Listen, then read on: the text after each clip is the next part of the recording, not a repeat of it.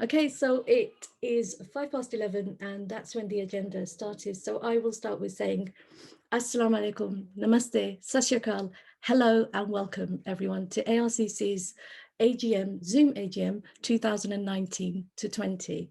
Feels strange talking about 2019 when we're actually sort of most of the way through 2020. But I think given the environment we're in, we've got some incredibly important and exciting work to share with you that we've been doing over the past year or so. This really is a historic AGM for us because it's the first time we've done it via Zoom, and looking at the numbers of people coming through, it looks like it was a good decision to go ahead with it, and lots of people are joining us. I hope things go through smoothly, but bear with us if they don't. First one, an introduction. My name's Ima Mir, and I'm the CEO of the Asian Resource Centre of Croydon. Today, I will be chairing the meeting, but I have all my colleagues, my board members here to go through the agenda and help me out here to make sure that we give you an exciting and informative AGM. I know there are so many people here today, a mixture of community members, VCS organisations, voluntary and community sector organisations, businesses, practitioners and dignitaries, including MPs and councillors. I welcome all of you and thank you all for joining us and taking time out of your busy schedules. I know some of you are probably logging in to work and logging in here as well. So thank you for joining us. Just to let you know that we are expecting the Mayor, who usually would do the opening of the ceremony, and she'll be joining us a little bit later today. And depending on when she does, the agenda may slightly change from what you've seen. So like I said, this is the first Zoom AGM that we've ever done. And we're glad that even with COVID restrictions, we're able to meet with you and we're able to address you, even if it is virtually. This was going to be ARCC's 20th year. As you know, we're going to do massive celebrations, but unfortunately, our celebrations were slightly stifled by the necessary restrictions for our own safety. However, we're determined to continue the celebrations once all of this is over and the world is back to how we once knew it. Just to make you aware, I have to do a little bit of housekeeping. So this bit I'm not particularly good at, but I will do my best. The meeting is being recorded and will be uploaded up to YouTube and our website, so you can always view it later on. Please turn off your video if you're uncomfortable with being recorded. Everybody is on mute.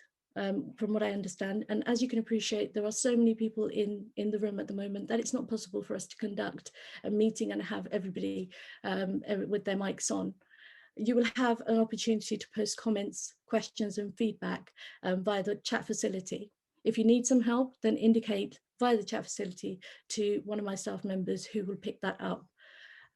Please do not post any links or images, or you as well as your link may be removed from the meeting. As you know, there are some internet safety issues with Zoom and other conferencing platforms, so we've had to do it that way, that we don't allow any links to be posted. Again, you will have an opportunity to ask questions, and we'll have a question and answer session later on in the agenda. Just a reminder that we are active on social media. You can follow us at ARCC Ltd on Twitter, Facebook, Instagram, and YouTube. And now what I'll do is I will briefly take you through the agenda. I'll ask my colleague to share the agenda on the screen.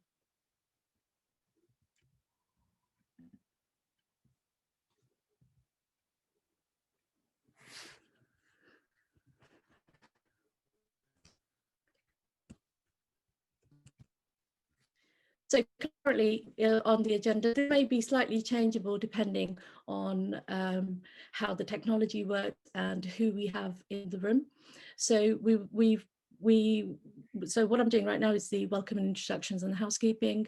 We will have the chair's address soon after. We will be going through the minutes of the last AGM and get your approval on those. We will give an opportunity to the Mayor of Croydon, Councillor Maddie Henson, to say a few words. We will be going through the Secretary's report and the approval of the annual report. We also will be getting some feedback, service user and volunteer feedback. It's absolutely crucial that we hear from the people that we've been supporting to see whether our interventions and our work have been effective and helpful within the community. We will be going through the Treasurer's report and getting approval of the annual accounts and the adoption of the independent examiners. I will be giving you an update on all the projects that we've been working on and the future plans of the organisation. We will be hearing from the Big Local Broad Green, my colleagues there who've been doing incredible work at the hub at Broad Green. They will be telling you all about that.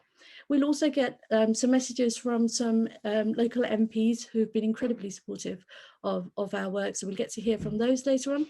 And we also have an inspirational speaker, a guest speaker, Mr. Anand Bacha, who will be talking to us about his journey. There will be an opportunity for community leaders, VCS organisations and councillors to give some key messages. If you want to, any announcements, any key messages, you will get a few seconds to talk later on. And then we will be looking at doing a question and answer session or any other business that might arise. And then after that, I will be asking our Vice Chair to do the closing remarks, and then we will conclude with a little bit of entertainment. So that's the agenda for the day. As you can see, it's packed, absolutely packed. And so I have to ensure that we move through things quickly so that we can end on time. Now, before we start, the world as we know it has changed. And this year has highlighted the strength and the resilience of mankind when we work together. But we must not forget the losses we have had throughout the pandemic and beyond it. I'd like to start this meeting with a minute's silence in remembrance of our Croydon's own Sergeant Matt Ratana and all those fallen victims of COVID-19, and also in solidarity with the BLM, the Black Lives Matter movement. So I would ask you all to join me in a minute's silence.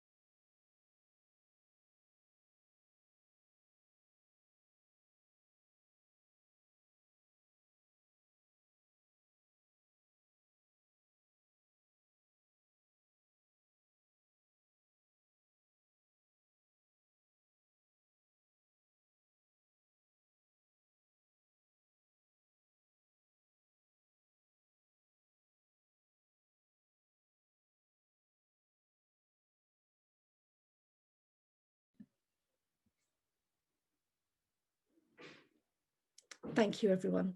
Let us hope that all the people that have fallen victim to COVID, Sergeant Matt Ratana and the BLM movement, are all messages that people understand, can relate to, and will have solidarity with. So as we move on with the agenda, I would now like to call on our chair, Mr. Raghu Shetty, to deliver the chair's address. Thank you, Ima. Thank you, Ima. Can you hear me? Yeah. I just have a simple thing, which thank you also for chairing and doing the job for me. And the reason why I wanted to say something, I wasn't in the hub to record the forthcoming video in which I spoke, and the technical and other reasons. My doctor said strictly not mixing with anyone, given my condition, health condition. So I was in isolation. So it was a bit difficult to go through that video. That's all I wanted to say. And the last thing I wanted to just quickly say is that this is my last AGM. So I just have to say that thank you very much for all of you to cooperate and do whatever we can do jointly in united force. His modus operandi, agree to disagree, whatever, we did wonderful job. And it was my privilege, basically, to chair the board for nearly 2 years of the Arcc. And I really enjoyed everything with your support and rest of it. That's all I wanted to say before you go. If there are some mistakes, pardon me, because it was done in a very complex way by Mamoon, expert, through my video to home, that, this thing, and the rest of it. I don't know more. Thank you. That's all I have to say. Rest is followed by the video. Thank you very much, Raghu. And may I say thank you for wholeheartedly for the work that you've done for ARCC and the number of years that you've put in to ARCC. It has been our honor to have you as chair for the last 2 years. And I would like Mamoon to play the video, please. Hello, everyone. My name is Raghu Shetty. I'm the chairperson of ARCC. So welcome, everyone. Thank you very much for taking time off, your precious time off.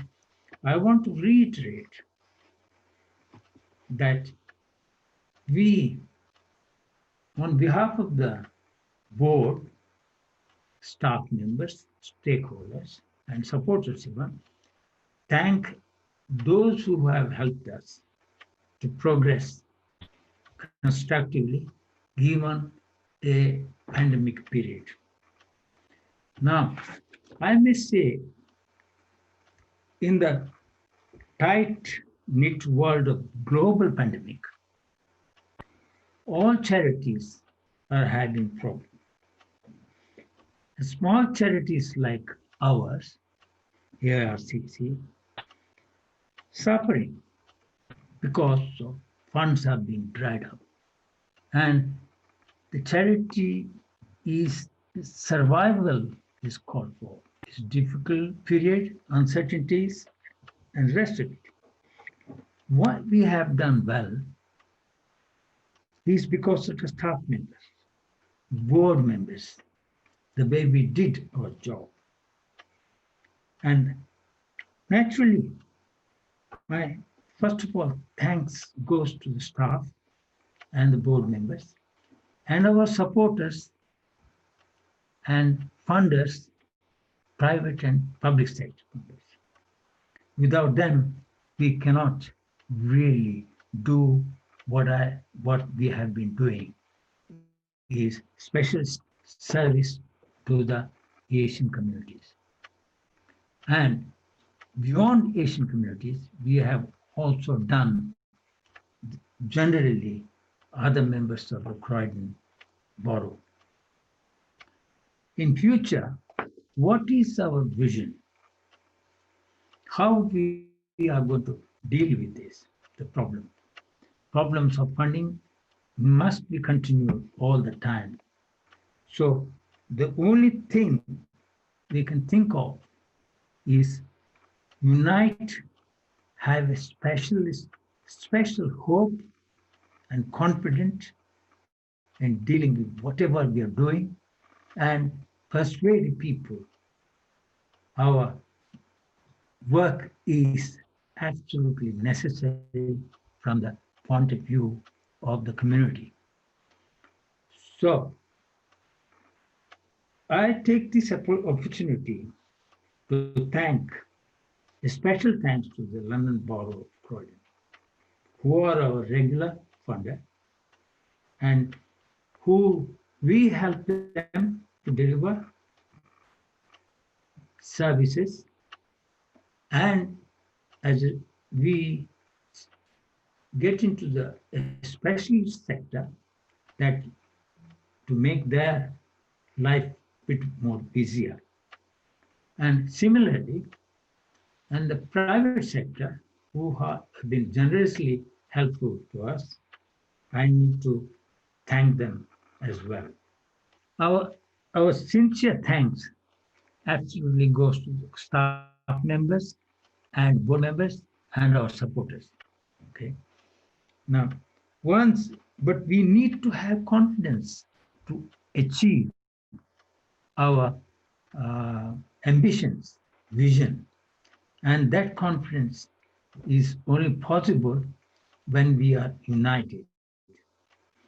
I remember, and that is the unified. I remember in 1989 there was a big wall fell through. The wall was built to keep people divided. When it fell down,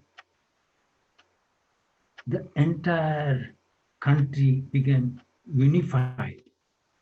I'm talking about Germany in 1989.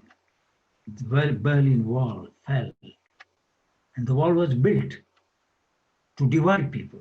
So what we need to achieve, whether it is in Arcc or outside in the world, that we can learn from that 30 years ago, learn from such historical event that we can do things unimaginably, provided we are one, provided we are confident, provided we are committed to this task. And that is what I want to give you today's message. And thank you very much once again on behalf of Arcc members, all of us, to people, those who helped us and continue to support us on this issue. And we look forward to see you in the next year. Thank you very much. Thank you, Raghu, who has given us a stark reminder that during these uncertain times, charities are suffering and survival is at stake. He's also highlighted that specialist organisations like Arcc are necessary to build community confidence and resilience.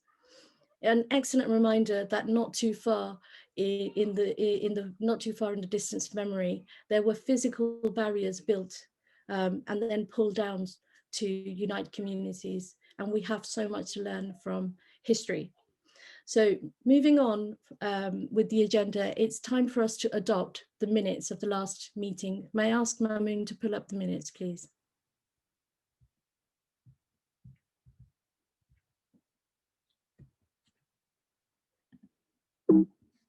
Thank you, Mamoon. The minutes of the AGM, the last AGM, have been on our website for the last week or so. So hopefully you've had a chance to look at them. If not, they're still there. If there are any corrections or matters arising, may I ask that you put them in the chat facility and we will make the corrections accordingly. Once that's been done, can I ask somebody to propose the minutes, please?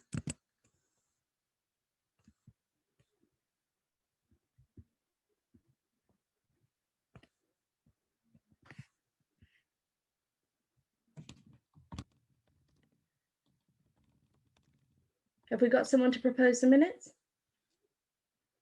I can see Jay Patel, thank you. Now can I ask somebody to second the minutes, please?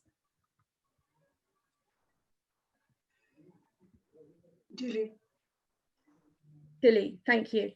So that's Shadziri.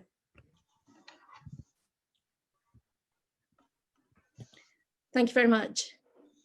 I'm just waiting to see, do we have Madam Mayor with us?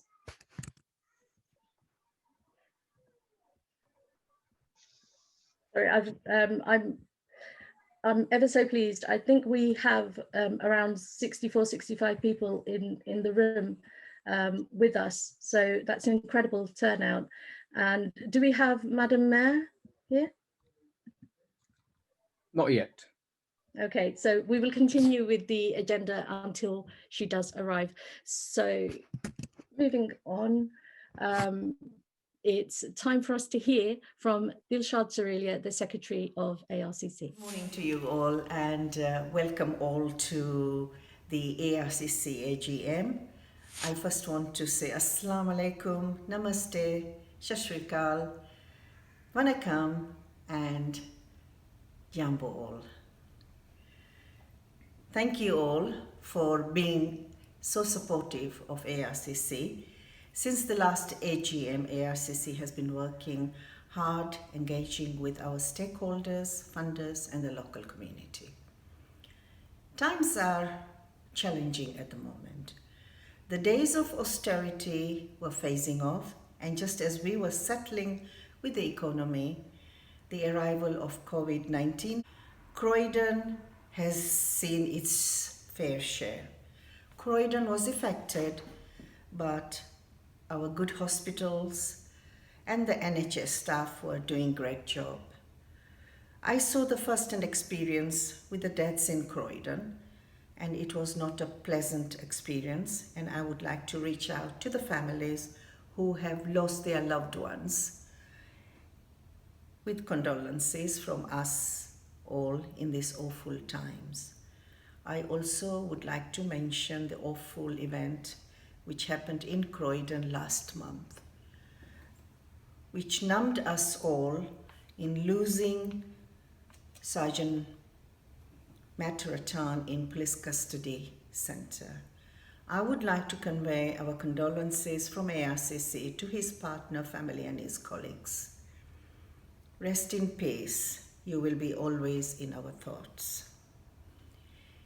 ARCC in these times did prepare COVID-19 community report, which indicated figures of COVID in all areas of London on our website. We've had good feedback from this report. ARCC played a key role in the community by calling on the vulnerable, elderlies and families, by delivering food parcels from our food bank and help them with their prescription pickups from the pharmacies. We were at hand to do anything for the community as and when required. We made sure our community members were safe and reassured.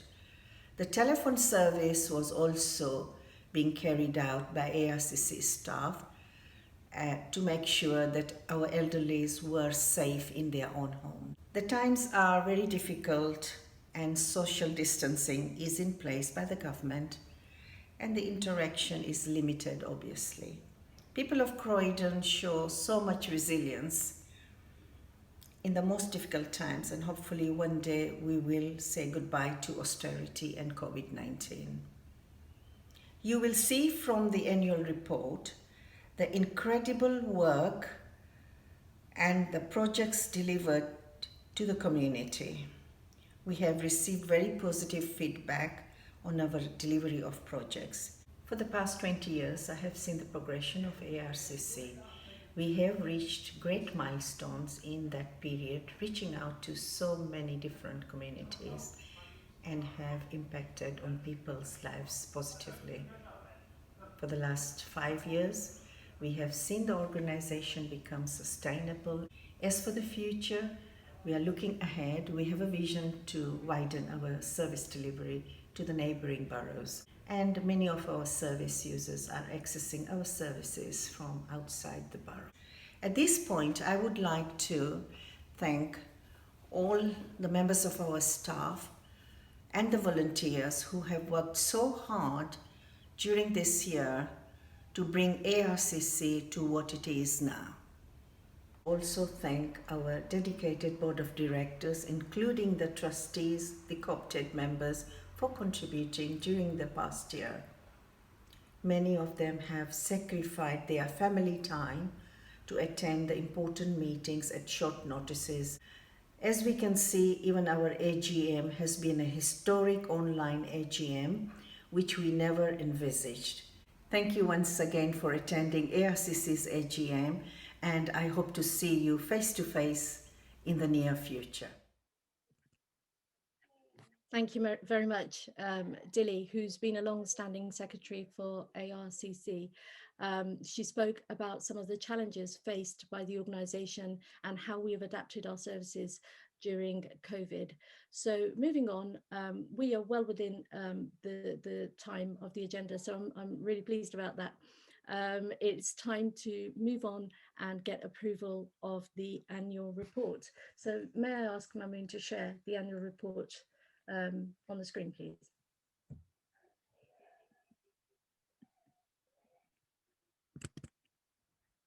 So as Dilly mentioned, the annual report's been on our website for a week and highlights the good work we've been doing over the past year, including support to the voluntary and community sector and our expanding service delivery arm. I promise it's a good read and gives us a reminder of what services were like before COVID-19 happened.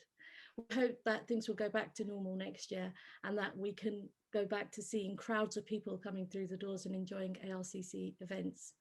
As you can see, flicking through the annual report, the vast array of work that ARCC has been doing and the achievements of the organisation over the past year. We delivered over 10,000 interventions last year and worked in partnership with over 30 small grassroots organisations. It was a remarkable year for ARCC that included awards, recognition and influence nationally. More importantly, though, we delivered projects that made a huge impact on our community locally. I would encourage you to visit our website and read the document. Again, by writing in the chat box, can I ask somebody to propose the annual report?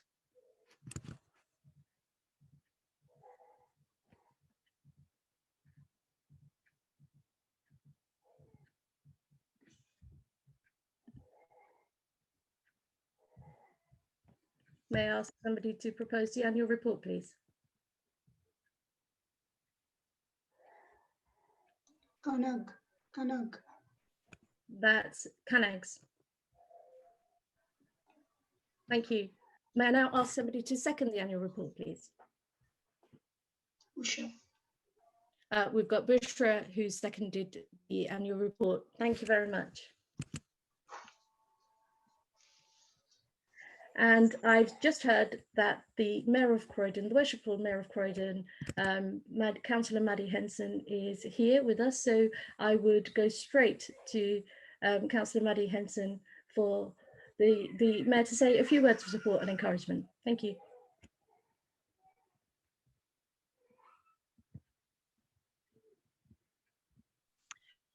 Thank you very much. And I apologise, I was a minute or so late. I had another engagement which was slightly overran. How is everybody? It's a pleasure to be here. Well, in any form or other, it's always a pleasure to see all of you. It's just a shame that it's unlike last time I saw you all, which was in person. As you said in the paperwork, I had the honour of opening your event when I was Deputy Mayor, when I don't know how many of you remember, I took my infant son and he somewhat stole the show. Unfortunately, we don't have that luxury this time. He's going to be, well, he's out with his father at the moment doing his tumble tots class, but you might hear him when he comes bounding in the house full of energy. I absolutely love the work that you do here at ARCC, and the work that Imma and Bushra and others do is really, really wonderful. Croydon has always been lucky to have so many incredible organisations like that in the borough, but never has it been more important and more obvious than over the last few months. Croydon has done incredibly well with dealing with the pandemic. Despite the fact that we've had some of the highest case rates around, Croydon coped. And that's because we work so well as a partnership with our council, with our partners and with our third-party organisations. And I've never been more proud to be a Croydonian than I have over the last few months. So I was thrilled to come along to this meeting and say thank you from the bottom of my heart for everything you have done, everything you are doing and everything you will do. And I wish you a huge, huge amount of luck for your next year. Thank you very much and congratulations. I'm happy to take questions or to do whatever you want from here, Emma. Thank you. Thank you so much, Madam Mayor. And there is an opportunity for people to interact through the chat box and also ask some questions, and we will pick up those questions and answers, if you'll allow us, Madam Mayor, at the question and answer Yep, session. no problem. And I'm sure there's lots of people that want to talk to you. We've done lots of work with Councillor Maddie during your time as Deputy Mayor, and now as Yes. Mayor of Croydon. And may I say personally, as a female, some of the work that you're doing with families and women is a total inspiration to all of us. And Thank you. it's a difficult year to be Mayor, but you're doing a fabulous job. Thank you for your support. Thank you. No, you're very, very welcome. I mean it from the bottom of my heart. You are all wonderful. And the work with the children and young people, I became a mum in weeks before I became a councillor. That's what I know. That's what I've always done, and that's what I will continue to champion, because the next generation are the secret to all our futures. So we need to give them the best start we can. Excellent. And Madam Mayor, with your permission, we will move on with the agenda, and Yes, now absolutely. play some videos from people that we've been working with. So a short clip from one of our volunteers, Ilili, and one of our service users, Priscilla, who I think is with us as well here today. So Mamoon, if you'll go ahead, please. Hi, I'm Elili. I'm a local resident who's been helping through Arcc and BLBG, delivering food through the COVID pandemic, both hot meals and cold meals, to very grateful residents. And I have found the service has been really efficient. They make it easy for us to deliver things, and the residents are always grateful, and it's an amazing service which I hope will need less use of, but through COVID time it's been a godsend to many. My name is Priscilla Burgess. I've been using Arcc services for the last 3 years. I've enjoyed attending many of their events during the year, which has been organised by Arcc, like the International Women's Day, the International Older People's Day, cultural events, exercise classes, and work sessions. And also Tai Chi we've had, which is rather nice. Arcc have been there for me during COVID and throughout the year. Arcc to me is like a family, and I feel everybody or anybody can go to them and they will give us the support that we need. Thank you.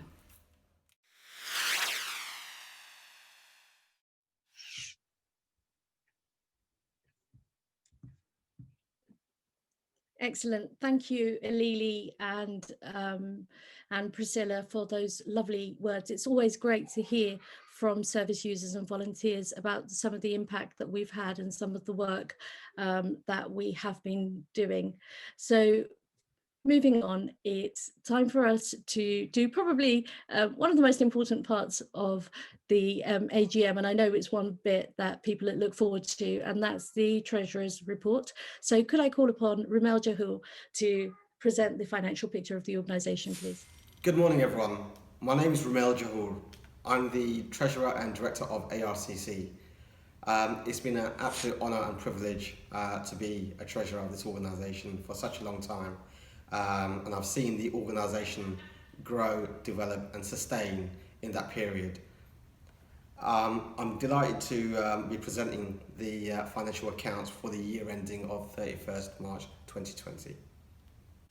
So here is the full set of accounts. It's been on the website for the last week. I hope you all had a good chance to read through it. It's about 30 pages long. But don't worry, I'm not going to go through it all. I'll only be presenting the summarised income and expenditure for the year. Total income for the year is £344,904, and that consisted of the following: £140,000 from London Borough of Croydon, £113,865 from the local trust, the BLBG project, £84,651 from the National Lottery, £2,631 of other trading activities, £1,945 from the People's Health Trust, and £1,471, which is made up of donations and sponsorships.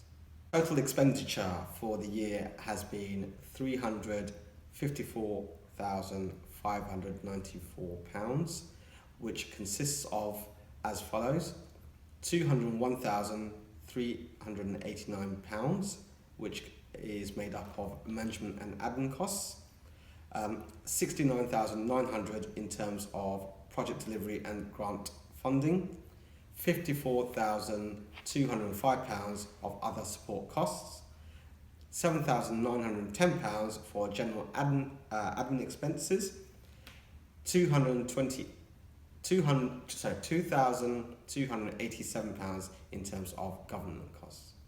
A slight deficit of £9,690, which is explained by the surplus in the previous year, which was £55,104, which carried forward for project delivery costs into the current financial year.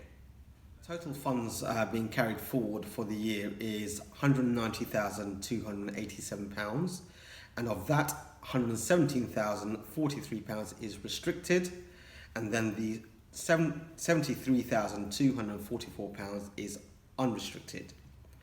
So the restricted amount consists of project funding, and the unrestricted amount in fact forms part of the ARCC's reserves. Looking forward, I'm pleased to report that we have so far secured in the region of 1.3 million over the next 3 years. So our short-term future is pretty much secured. So during the current year, we'll be looking to secure our medium-term future, and over the next couple of years, we'll be looking to secure our long-term future goals. I would like to thank our board members, our staff, and our volunteers, especially for the hard work and dedication that they've put in this year. I would also like to especially thank our funders for supporting us through these difficult times, and for having their trust in us to deliver. Just to reiterate, our full set of accounts is on our website, and also after today, the accounts will be uploaded onto the Charity Commission's portal. If anybody has any questions, please feel free to get in contact with us. Okay. And I would also like to thank everyone for attending today's AGM, and I wish you guys all the best. Okay, as the Treasurer mentioned, the full accounts have been on our website for the past week, and I'd like to thank the Treasurer for his report. He's just confirmed that the organisation's financial stability and outlook is positive for the next few years. This is indeed a great achievement for an organisation from where it was 5 years ago, where we were facing financial challenges. We're definitely headed in the right direction.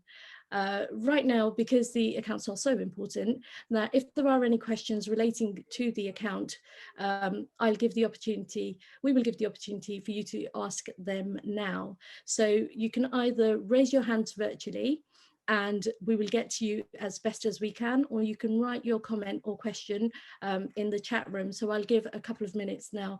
Mamoon, I'll leave you to facilitate this. So as Ima mentioned, the full set of accounts has been on the ARCC website. So I'm just screen sharing here for your benefit so that you can see. Just quickly scroll through it. We won't have time to go through every single pages right now, but hopefully you've had the opportunity to scrutinize.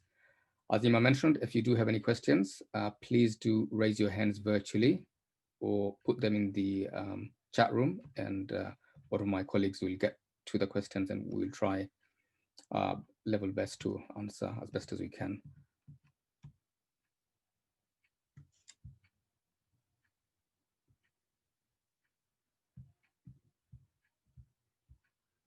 So are there any questions in relation to the accounts, please?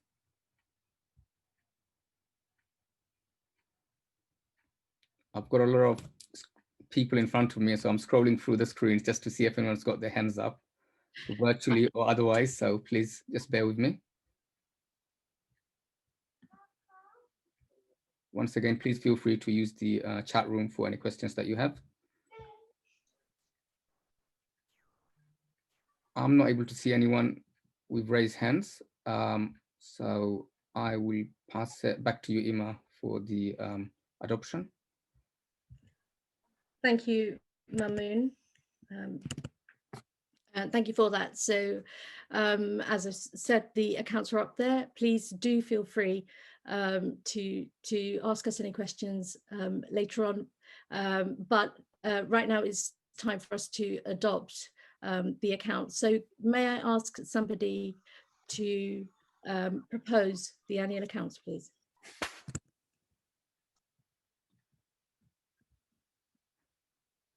Councillor Humayun Kabir has proposed. Thank you. That's Councillor Humayun Kabir. And may I ask somebody to second it, please? Raghu. That's Raghu Shetty that seconded. And we've also had a second from Jay. Thank you.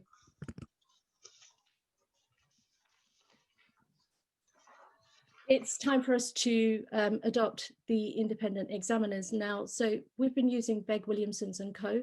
They have been with us for 5 years and we are very, very happy with the service that they've provided us, and we would like to continue working with them for the coming year. So may I ask somebody to propose the accountants, please?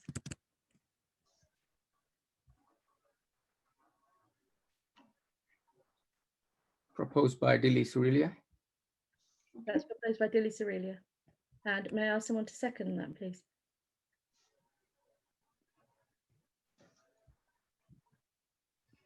Councillor Kabir.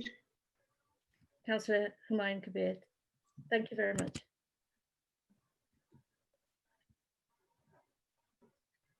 Thank you. So now it's actually time for my update. So if you haven't heard enough of me yet, you're about to hear just another little stretch of me talking.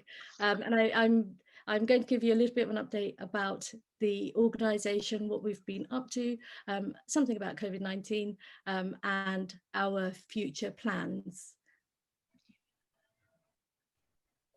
So this year has marked 2 decades of work for us within Croydon, one of the most diverse and dynamic boroughs of all 32 London boroughs. It's been an incredible 5 years for me leading the organisation with an enviable staff team beside me all the way. Within the last few years, the board, staff and volunteers have taken the organisation to another level, and we've done it together as a unit. Given this reporting year is an important anniversary, it's vital for us to set the vision for the short term and that is stick, innovative and achievable. Saying this, it's also important for us to reflect, learn and appreciate what we have done from our humble beginnings till now as a leading organisation in the borough. I'm pleased to report that we've delivered on the majority of our objectives from our rolling business plan, and that includes expanding ARCC's work to communities beyond Southeast Asia to the wider Asian countries and regions.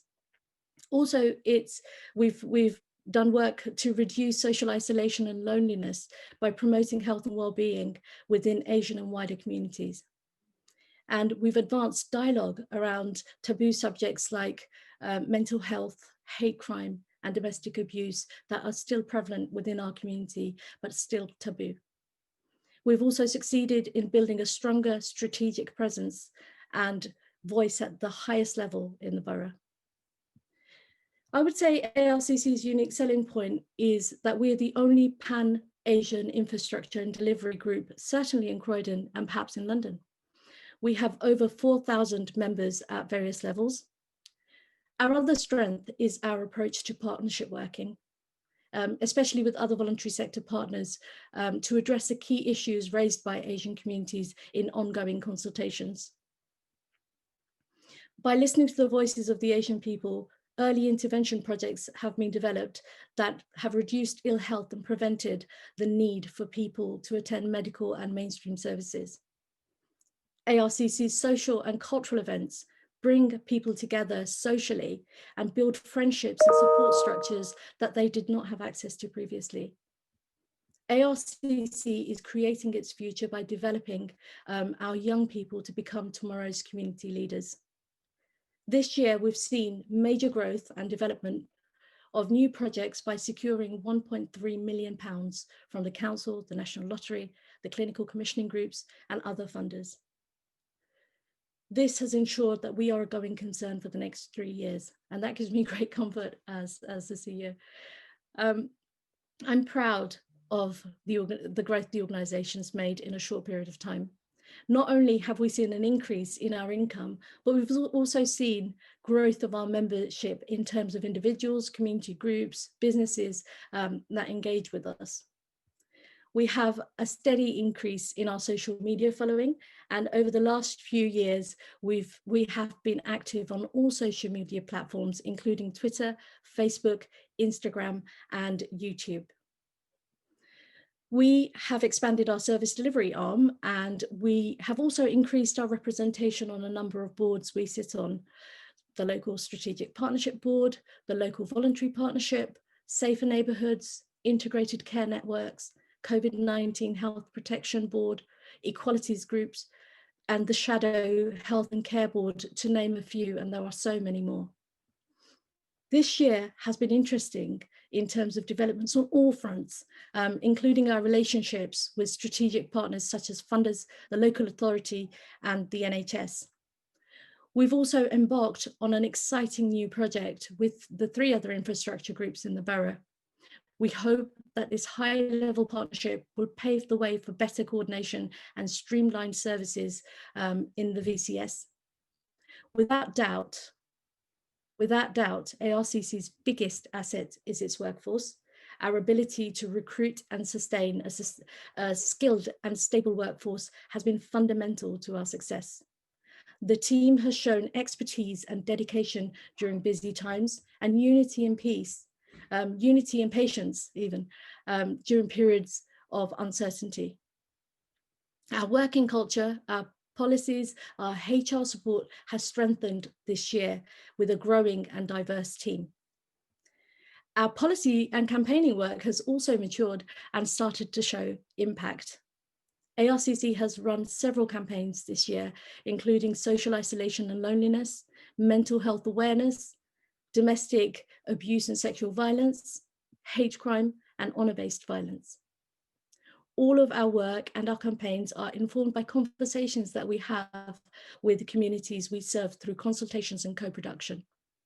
The needs and the voices of the community remain at the very heart of the work that we do. And our delivery model allows us to work at both borough and neighbourhood level. For example, where the local trusted organisation for Big Local Broad Green, we continue to deliver our part in ensuring a coordinated approach for Broad Green residents at neighbourhood level. In terms of our office premises, we are shifting more focus on working from the hub, Broad Green, and utilise the space offered to us by Central.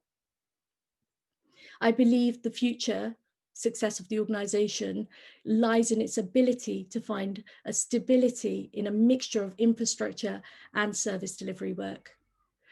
The shifting nature of funding and government priorities means that the voluntary sector remain vulnerable to short-term arrangements, insufficient funding, and cuts. In a volatile environment, we must ensure that we're able to develop new and innovative services that also sustain the core delivery based on the foundations and foundations we've laid over many years. By keeping a close eye on the wider landscape and by aligning ourselves with local priorities, we will be able to move in the direction of relevance and community need. My focus over the coming years will be to increase our work in public health, prevention, and localities working. We will continue to diversify our income streams and work on steady growth that is sustainable. We'll always press for the voices of unheard communities to be heard and the needs of unserved communities to be met. We will always demand a seat at the table for minority ethnic groups. It remains for me to say a sincere thank you to each and every person who has given their time, advice, money, or help to our cause this year.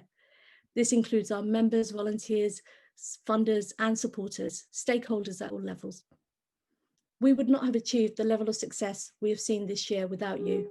And my personal thanks to my trustees and board members who trusted me and allowed me to take calculated decisions and risks for the betterment of the organisation. The trustees remain a solid sounding board and an encouraging group that makes my job far easier. My staff are my greatest strength, and their hard work and dedication is one that far outweighs the benefit of being a richer organisation. My sincere thanks to Deba, Naeem, Mamoon, Richard, Katrina, Renee, Aisha, Saba, Kay, and Lauren, who've worked tirelessly to make the magic happen. And how about the future? Well, the strengths that we have built and accumulated will form the foundations from which we will take on 2020-2021.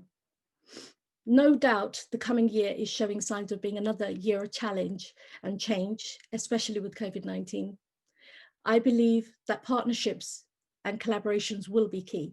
And by harnessing the talent we have within the team and the community, we will achieve the change that is so desperately needed faster.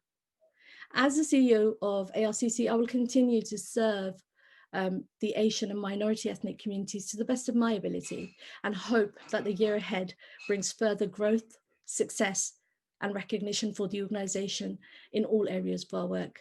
Thank you very much.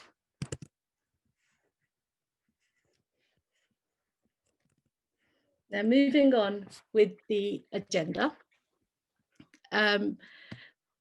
This item, I say moving on to the agenda, but this item actually isn't on the agenda that you would have seen, but I think it's really important, and we wanted to share something with you today. Some of you may be aware that one of our trustees was badly affected by COVID-19 at one point.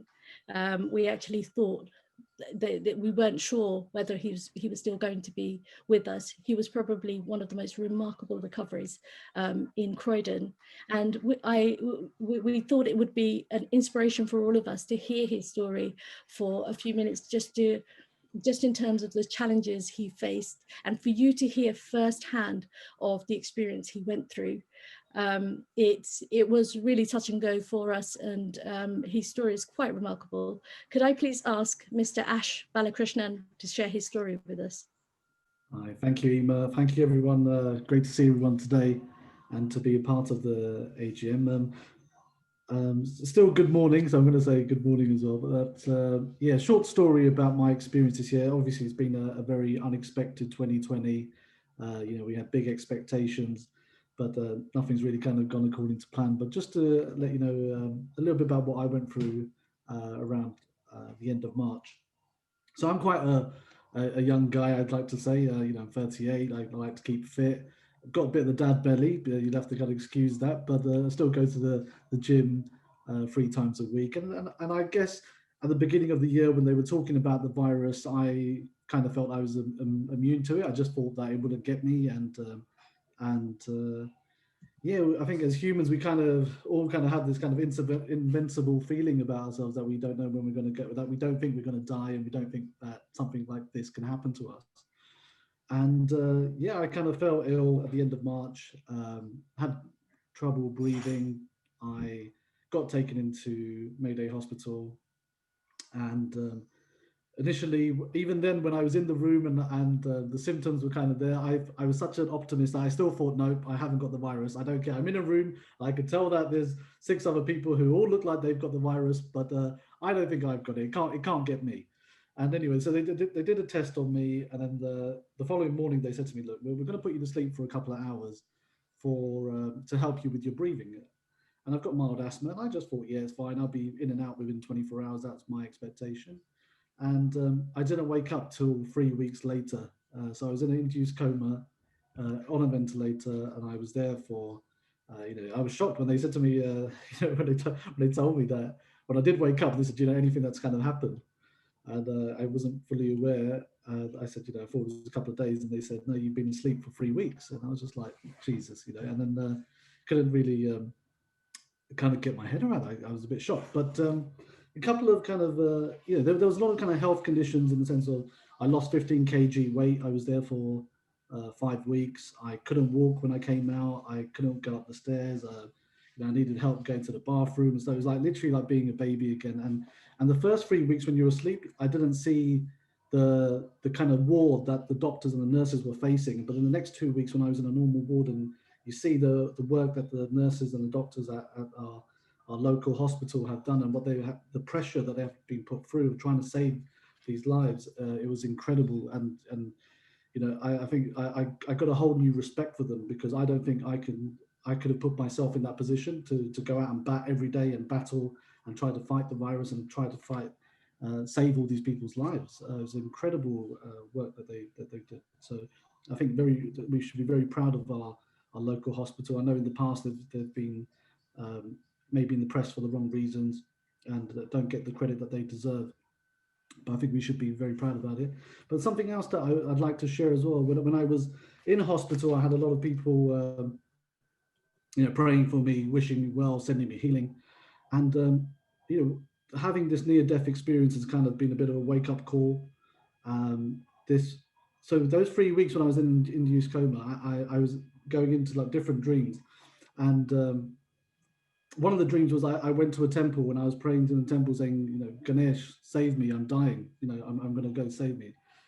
And then I was in a mosque, and I said, Allah, save me, I'm dying, save me. I was in a church, Jesus, save me. I was in a Gurdwara,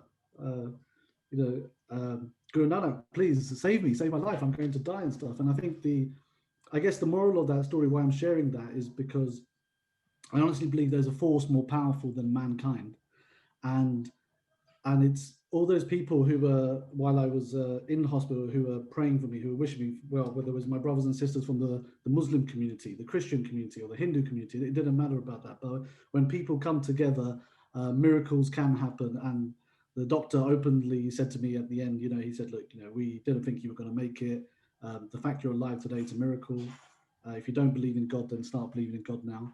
And I don't think that, and I respect everyone's got different kind of religious views and stuff. Some people believe in God, some people don't. But the main part that I'd like to share is that when we all come together, we all believe in a vision and a solution, then anything can happen, And I think, ARCC has been fantastic to me in the last 6 months. I've had a big thanks to Richard and Raghu, who came and personally delivered food to me through these tough times when I couldn't even walk and get out to the shops. Mamoon, Ema, Bushra, Raghu, you've all been fantastic and supported me, and it's a privilege to be a part of this charity. And I'd love to kind of see our charity grow and expect big things for 2021. So thank you, Ema. I hope that was okay. It's always okay. And one of the things, I see some people clapping already. Now, what I just want to say is, one of the things though, I know Croydon University Hospital gave you an amazing service.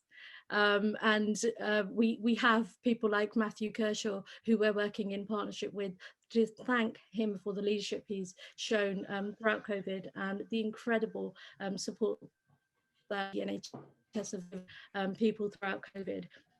One little gripe though, I'm sure Matthew's not here, but I will see him soon. You didn't get clapped when you left.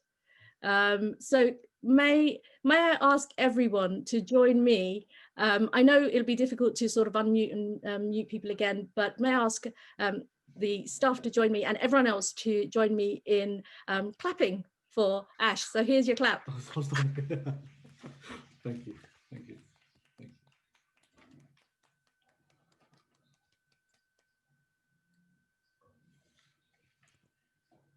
And that's well deserved, Ash. I know I certainly, it was really difficult time for me as your friend to see you like that and read stories in Facebook about how many people wishing you well. And we all hope that you're recovering great. You certainly look much better than the last time that we saw you, and I mean that in the nicest possible way. You're gonna make me blush now, Ema. Stop it.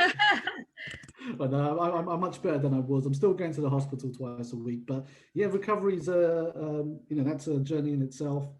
But yeah, just happy to be here. I'm happy to be alive. I'm cool. Thank you. Thank you very much. I'd mentioned earlier in my update that ARCC has been the local trusted organisation for Big Local Broad Green for the past 3 years, and it's become a major part of the locality's work that we do. I would now like to play a short video about the work that the Big Local Broad Green do. It's been put together by my staff, Katrina Lynch, Richard Tate and Lauren Ashley Boyle. So I'll let you enjoy that.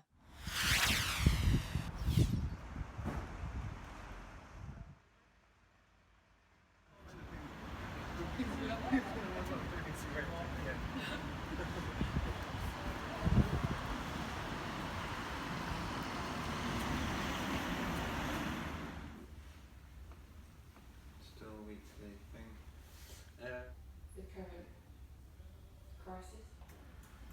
I'm in. No way.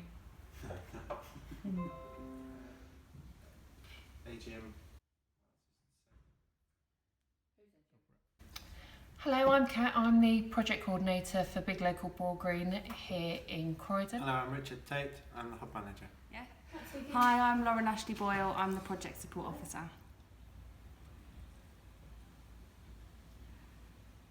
So after a long campaign to secure the space, we finally launched the hub in July 2019.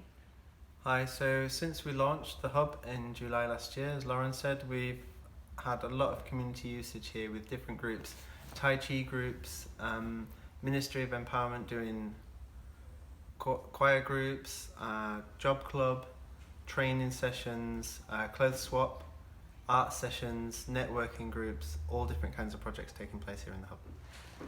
So here at Big Local Broad Green, we've been very fortunate to be able to fund over 60 projects in the last 4 years that we've been running. Some of those have included activities on site in here. We have also funded many projects off site, including mental health support, boxing, physical activity, sewing, working with isolated individuals. So we've done a wide spectrum of working with people in the community. And as I alluded to, some of those projects were funded by us, and we have a grant that's open every year, anything from £500 to £2,000. You can find more information on our website, and the guidance and the application is very, very simple, but if anybody did want any help or support with that, I'd be happy to talk them through it. When COVID-19 came along in March, we already had an established food club which had about 20 members in. They had been running for a while, and they were provided with bags of food shopping each week for a nominal fee for membership. That food club then grew into becoming a food bank, which during the peak of the lockdown we delivered bags of shopping to about 85 local people who needed it, and we also were providing something in the region of 125 cooked meals to people in the area that were isolated and vulnerable and couldn't get out and get their own food shopping for meals and things. That's still running now. Obviously it's scaled down, and we're currently delivering to about 20 something, 22, 25 people with about 6 collections coming in. So depending on what happens with coronavirus and the whole pandemic and the lockdown and the situation, that will dictate how this how we adapt and change to that going forward. We held the BLBG AGM here at the hub in December last year. It was really well attended by over 50 local people and local groups. We're hoping to hold the next AGM around December again this year. Depending on the COVID restrictions, we'll see what that's going to look like. So the future for Big Local Broad Green here on Keeley Road is one that we're really excited about. We know that lots of people want to use this space, and we're trying to make that work with the current government guidelines and still engaging with the community, workers and people that live here via any means possible. So that includes virtual calls, befriending calls, face-to-face, and we hope that that will continue and only get bigger and better within the guidelines of COVID.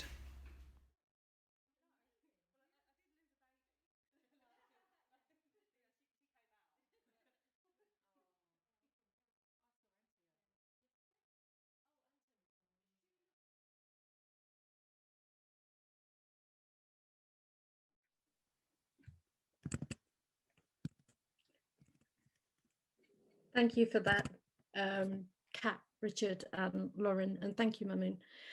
I've just been told actually that, and I was unaware of this. Apologies. That another one of our trustees had coronavirus last week. Usha, are you here with us, Usha? Yes, you are. It looks like that you've recovered, and welcome back. I had absolutely no idea, so I hope you're feeling much better. And I think should we give a clap for Usha to say well done and welcome back.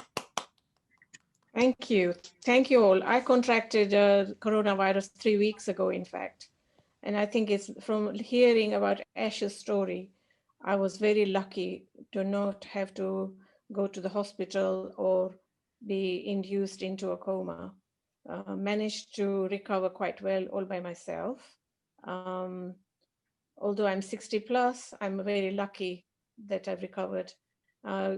Weakness is still there, and I'm gathering my strength as I go along. So thank you for all your support. I'm getting a lot better. Thank you. Thank you for telling us, and I hope you feel much better soon and recover. Now it's time for us to move on to our section of hearing from local MPs. We're incredibly fortunate at ARCC to have such a great level of support from our local MPs. And I'm pleased to say that we have Sarah Jones, MP for Croydon Central, here with us today. And I would like to invite Sarah to say a few words. Thank you so much, and thank you for inviting me. And gosh, Ash, what a story! I am very fortunate in that none of my family members have had COVID. But obviously, as an MP, you would expect a lot of people who have contacted me who have had family members with COVID and who have had family members and loved ones who've passed away, and the agony of not being able to visit your loved ones, to not even be able to go to funerals, to not see them, has just been unimaginable. And just really pleased that you've recovered, and Usha as well, and that you're coming back to normal again. That's fantastic. I won't keep you. I'm so honoured to be here. You do such wonderful work. I mean, the joy of the last few months has been the way that communities have come together to support each other. And that has reinforced for me, what love there is in Croydon and what support there is for people who are vulnerable. But of course, the other thing we learned is just how very vulnerable so many of our community are. And the work that you do is absolutely crucial part of holding communities together and giving isolated individuals, giving people the support that they need. I mean, coronavirus has been a ride of all kinds of different things have happened, but in those first few weeks where we just had to get food to people, and everybody, it seemed, was trying to support those vulnerable people who needed food. And we had the crisis in our care homes of people getting coronavirus and getting sick, and obviously the build-up of people in our hospitals.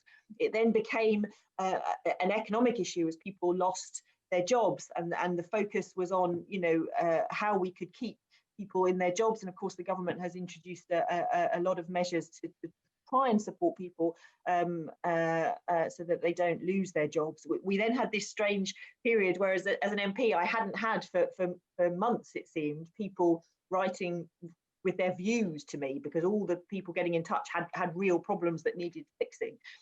Then with Black Lives Matter, we had this explosion of anger and concern and frustration, and just people getting in touch with me because they just wanted change. And that was an extraordinary thing to happen in the middle of coronavirus, and I know we all felt very strongly about that. And we've since moved into a phase where really we do face a crisis of unemployment going forward, and we need to do all we can. And throughout that whole period, we've seen people from Black and minority ethnic groups really disproportionately affected. And I've been asking questions in Parliament about this. I've been talking to local health experts, obviously, and the Director of Public Health, Rachel Flowers, who's been great through this period.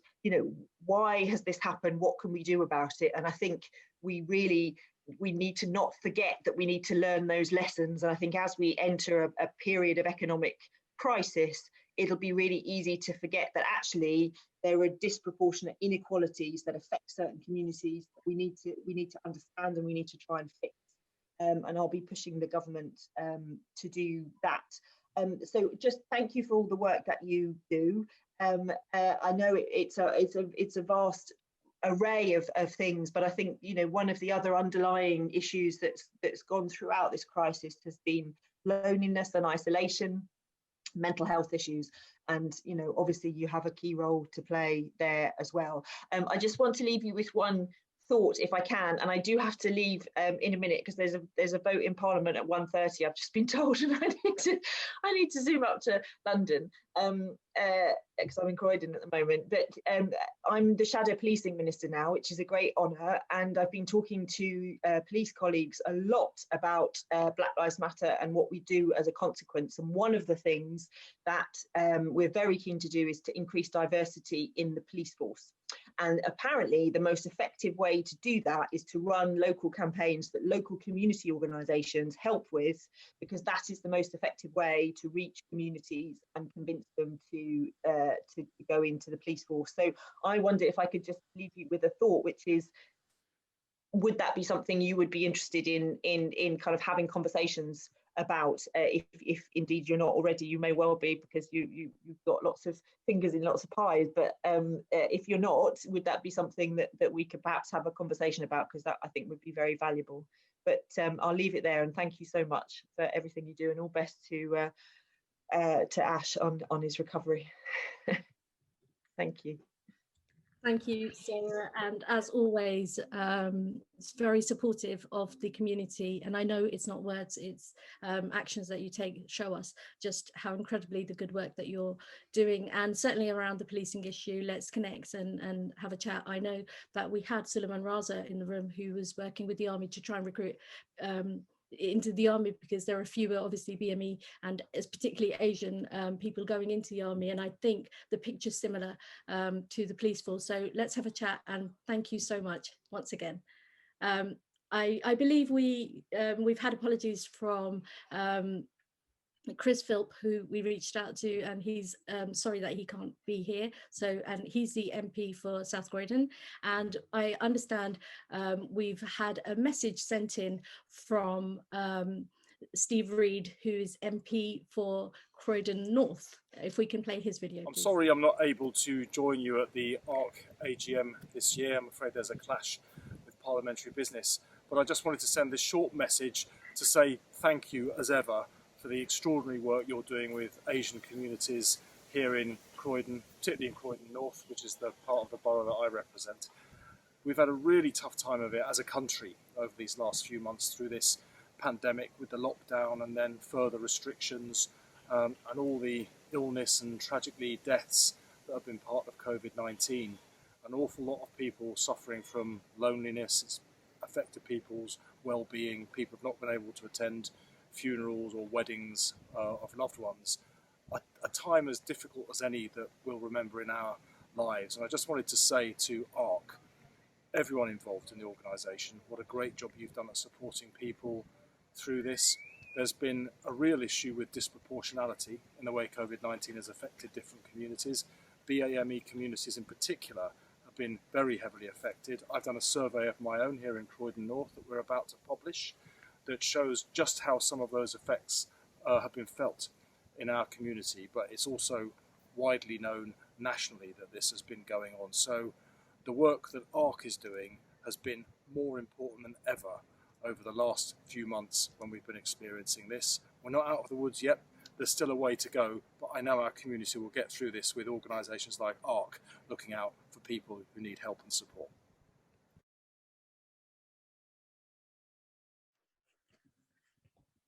Thank you to MP Steve Reed there. So my attention's been brought to some of the comments that have been made, which I will go through. So may I say I'm really, really pleased that we've got almost 70 people in the room, and I know some people have had to leave. So and that's absolutely fine, because I know that people have other things to do.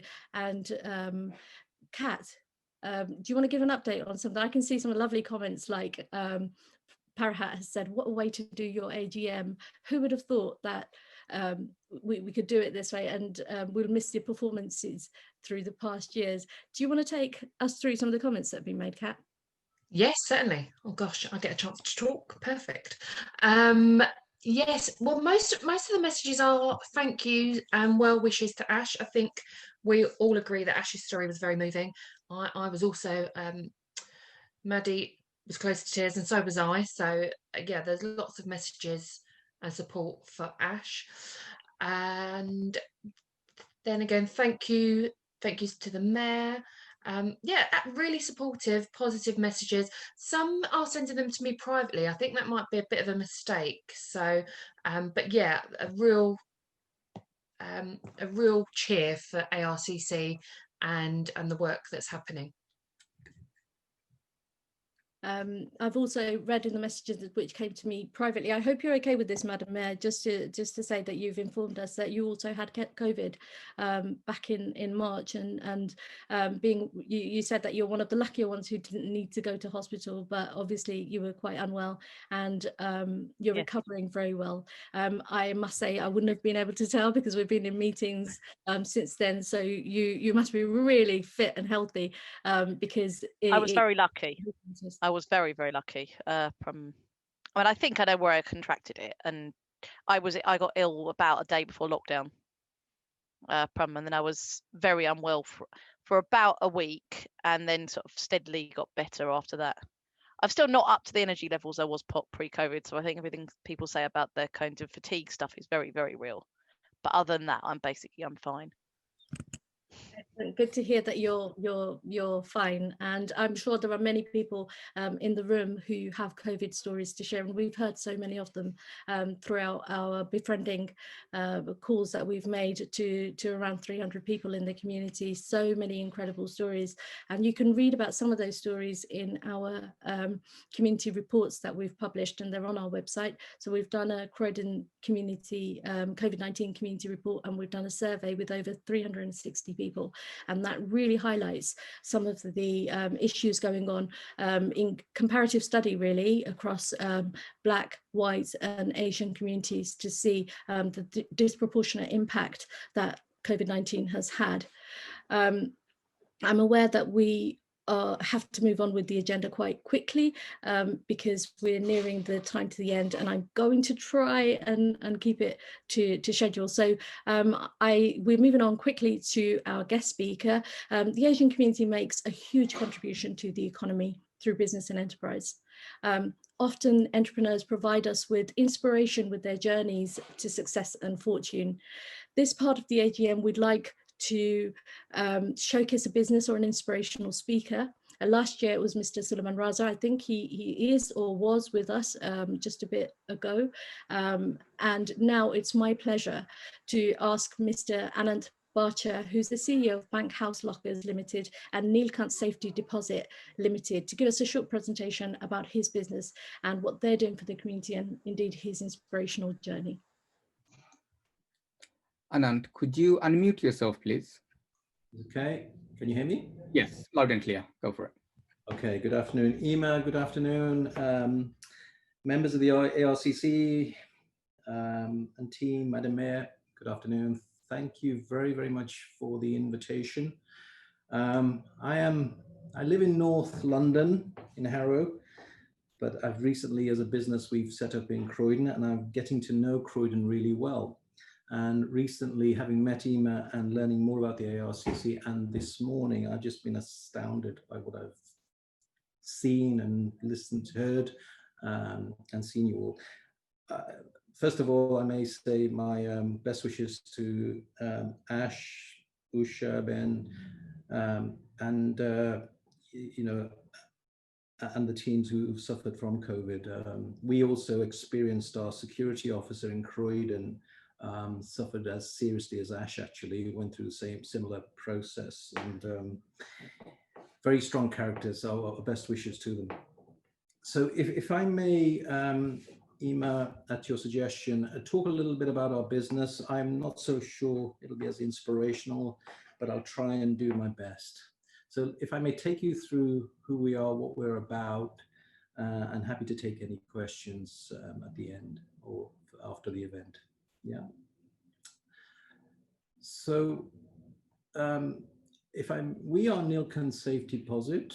I'm going to if I just go to the agenda for a second.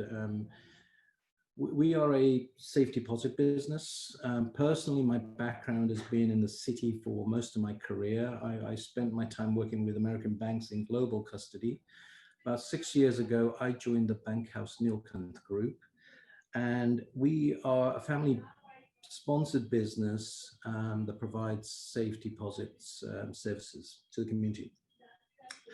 I'm going to talk a little bit about our business, our background history, some of the challenges we've had, and some of the highlights we sort of achieved, or we think, how we see our role in the community, and ideally our aspirations, if I may. So if I continue and talk about our business a little bit. And I may say this is not I'll try and keep off the commercials. So Mama, do you want to take it to the next page, the next slide? So just briefly, for those of you who've not come across us, we are Nilkan Safe Deposit and Bankhouse Lockers. We have 3 branches around London. We're looking for our 4th site in East London. And essentially, all we do is provide a place where families, individuals can keep their valuables safe.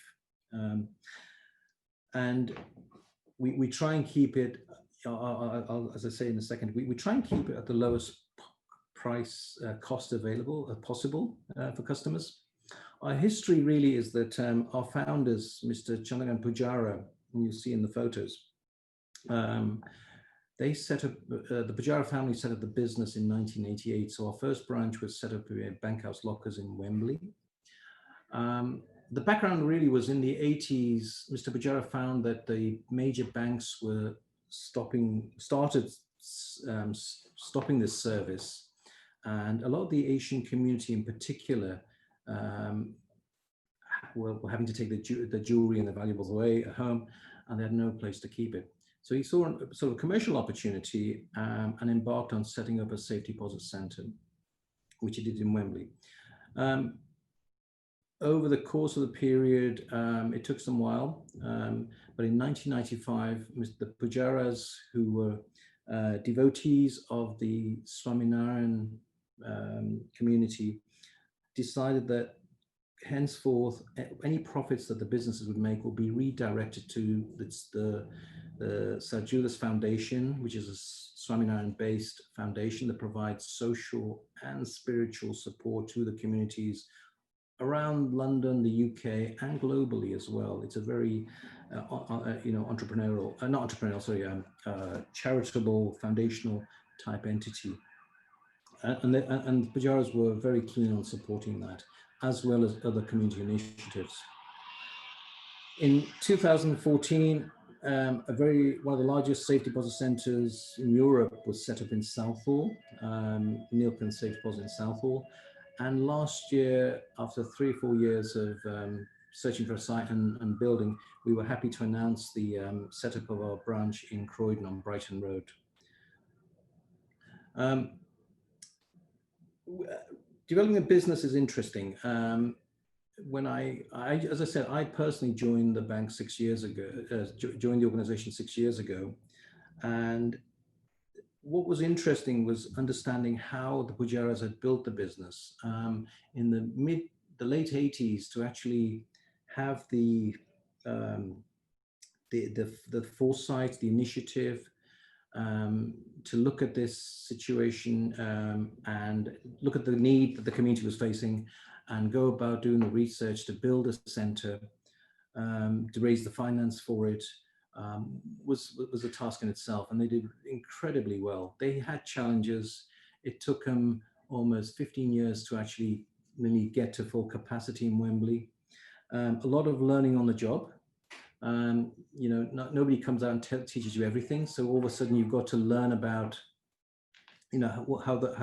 what is a safe deposit center? You're regulated by the FCA.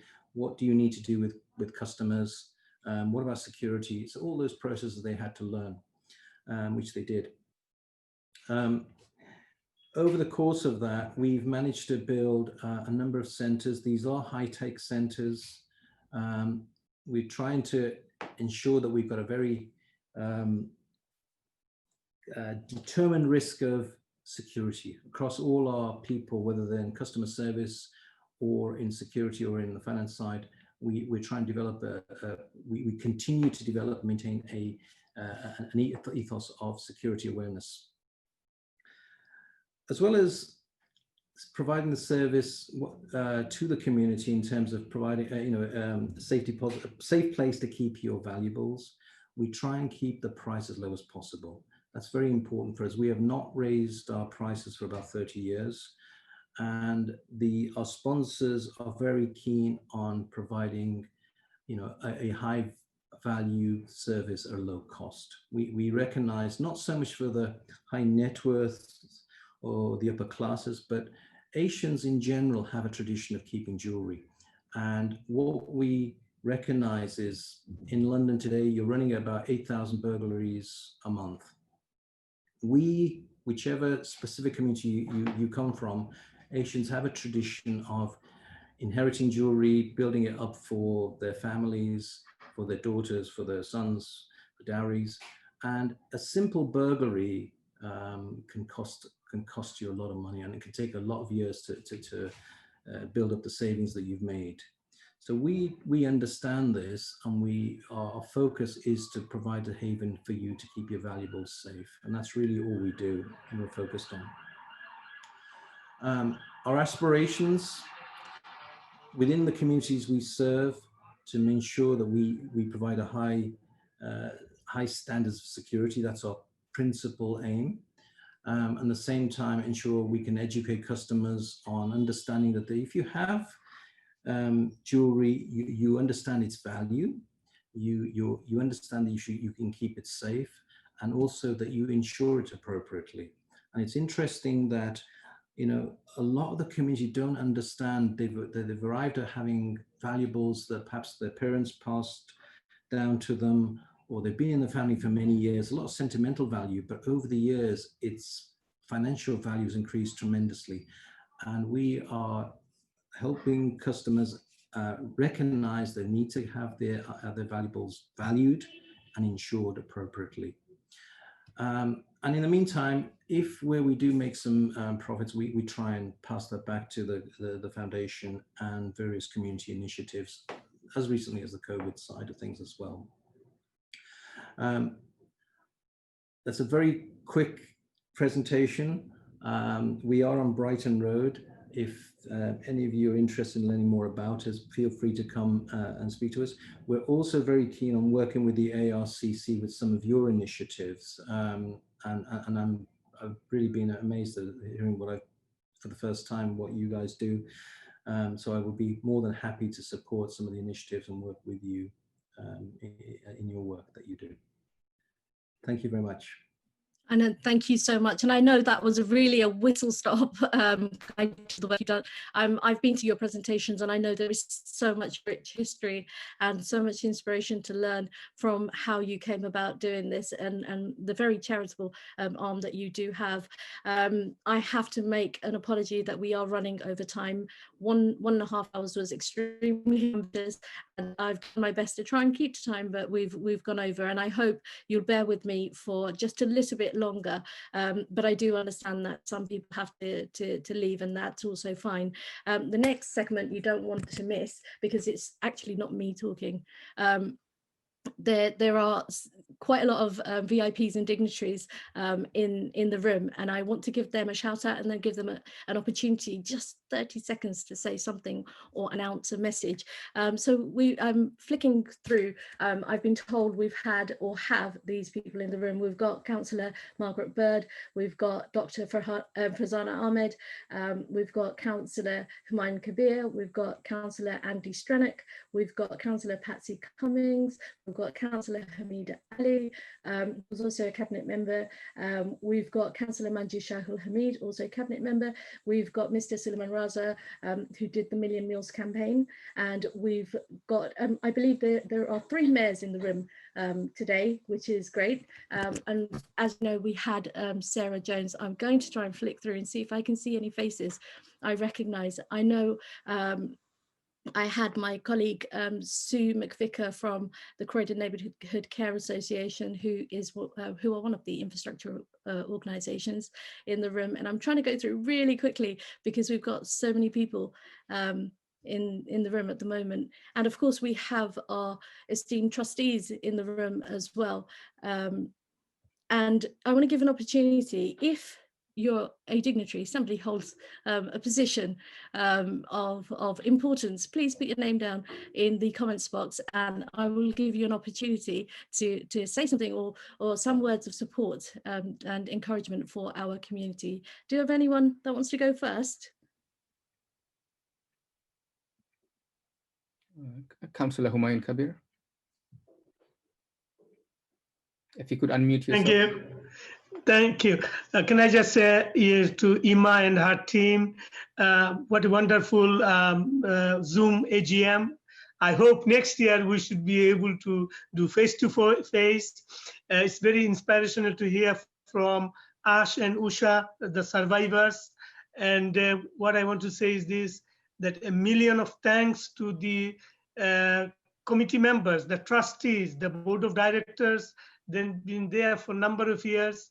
Those people I'd like to thank, those started ARCC more than 20 years ago. We need to remember them. We need to thank them for their hard work. And some of them are still doing hard work. So thank you, everyone. It's an amazing morning to learn about ARCC, how they are in this, working very hard in this challenging time. Thank you. This is a silent clap. I think I might be the only one you can hear.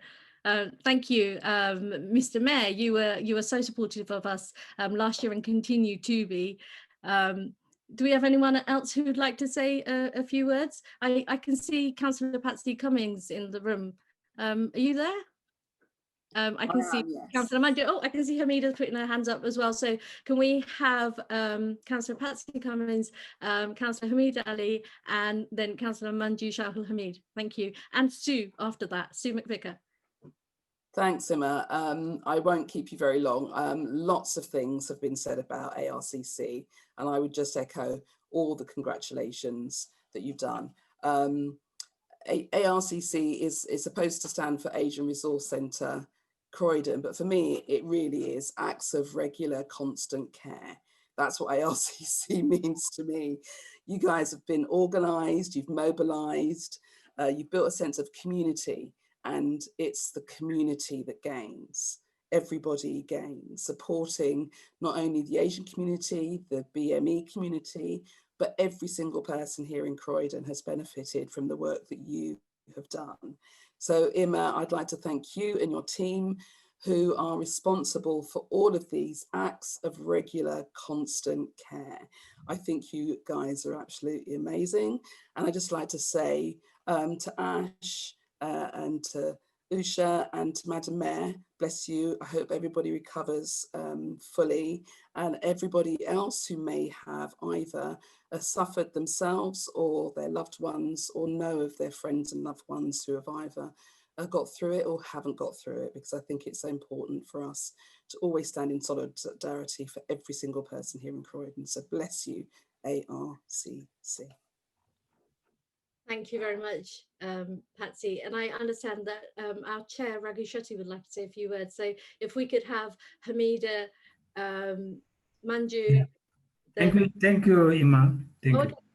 I suddenly realized one of our closest advisors, this Councillor Humayun Kabir, is here. And I can't forget how much advice he has given during the last 2 years, in particularly as a chair, I know, and the leader of the council, Tony Newman. And I want to specifically thank them. And there was I didn't realize Councillor Humayun Kabir is there. Suddenly it came to, I cannot miss this, than to say to them, thank you for their support. We are not very far from the town hall, yet there is a big divide. I've been talking about the division, about the Berlin Wall, rest of it. Look, there is a saying, this is amazing. There are mountains and waters that divide the humanity. But we look at the same sky. So that is the most important vision we got to have, especially in Croydon. For the last 3.5 decades, more or less, I know Humayun Kabir. We know each other and how much things have gone, how many things have changed. That's an important thing. Right across, despite racial, religious, or any other issues, if you unite together, that would enhance our Croydon borough into the high sky. And thank you very much, Humayun Kabir, Councillor Humayun Kabir, again. That's all I want to say. Thanks very much, Raghu, for that. If we could have Councillor Hamida Ali, please. And I know that Andy Stranak is in the room who wants to say a few words. And I know we've also got Ripon Ray from the COVID, Brit Bangla COVID group, and we've got Vinod Anand here as well from Confluence. So if I could have Hamida Ali, please. Thank you. Thanks, Ema. My name is Hamida Ali, for those of you who don't know me. I'm also the Cabinet Member for Safer Croydon and Community, so I lead for the administration on our relationship with the voluntary sector. So really glad to be able to be here, really glad to be able to hear all of the discussion and contributions today. From our point of view, the voluntary sector is such an important part of our borough. We are really blessed with such a vibrant and diverse voluntary sector, and we very much been leading from the perspective of wanting to have a really equal relationship with our voluntary sector, and you are such an important part of that. And thank you for allowing me to hear everything that has been going on for you in a very, very challenging last few months. It's always very challenging once many people have spoken to say anything particularly distinct that somebody hasn't already said before, but I did just want to highlight the importance of the Council's Community Fund and ARCC having an important role within our work with, as we describe them in Croydon, our infrastructure organisation. Such an important partnership between ARCC, the BME Forum, the CBA, and Croydon Neighbourhood Care Association. Really, really important funding agreement that started in the most challenging times on the 1st of April this year, right in the height of lockdown. So really appreciate all the work and the way that the voluntary sector, including ARCC, shifted to be able to sort of meet the need. And a big part of that, I think, was the research report that Ema and Mamoon highlighted earlier in terms of the survey of Black, Asian and minority ethnic communities' experience of COVID. Just to echo what others have said, you know, the deep thanks to the hardworking team led by Ema, to the trustees, and of course to so many volunteers, and also of course to thank Mr. Raghu Shetty for his service as chair of ARCC. Congratulations on an impressive year in really, really difficult times.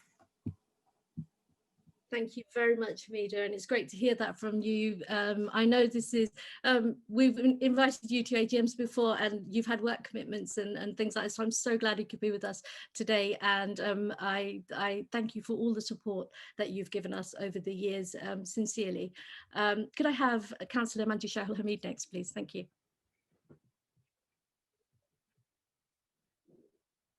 If you could unmute yourself, Manju, thank you. Yes, done it. Thanks, Emma. So pleased to see so many of my friends online, and thanks Ash and Usha for the inspirational stories. Thanks for sharing it. And I know it's so difficult to share your own story, but you have done it. Well done. And those of you who don't know me, I'm Councillor Manju Shahil Hamid, Cabinet Member for Economy and Jobs in London Borough of Croydon. And congratulations to the whole team of ARCC for everything that you have been doing pre-COVID and during COVID. I had the opportunity to work with ARCC since I became a councillor in Croydon, and it has been an honour. And during COVID, you have worked with Broadgreen Big Local, Katrina and Richard, the mutual aids to deliver food, especially the cultural food to the vulnerable people who have been self-isolating in Croydon. And you mobilized the volunteers, and we heard from the volunteer earlier on, organize the food, and you have done the fantastic and hardworking board members, Reku, Dili, Bushra, and the staff, Ima, Mamoon, Deba, and all the supporters. Well done for everything that you have done in Croydon. And in my cabinet role, happy to listen to any of the businesses in Croydon, and great listening to Anand and his contribution to Croydon, and I will definitely reach out. But we all have to work together through the economic recovery and also the rising unemployment rates that Sarah Jones earlier mentioned. So looking forward to working with all of you in tackling and addressing those issues in Croydon and outside. So, but well done, and congratulations to ARCC. Thank you.